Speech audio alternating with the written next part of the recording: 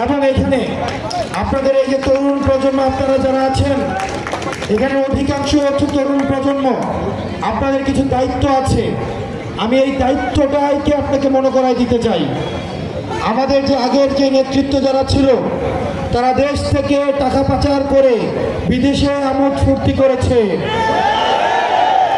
তারা নিজেরা দেশে আমাদেরকে বড় বড় জ্ঞান দিত, নিজেরা রাজনীতি করত, ছেলেদেরকে দিয়ে রাজনীতি করাতো, অন্য ছেলেদেরকে নিয়ে রাজনীতি করাতো, কিন্তু নিজের ছেলেকে বিদেশে রেখে পড়াশোনা করতো। আবার নিজের সেই ছেলে বিদেশে থেকে এসে বাপের দুর্নীতির টাকায় বিদেশে পড়াশোনা করে এসে দেশে এসে আবার নেতা হতো।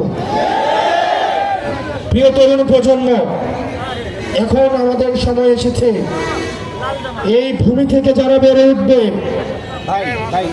এই 56,000 বর্গমাইলে যাদের উৎপত্তি হয়েছে, বিকাশ হয়েছে,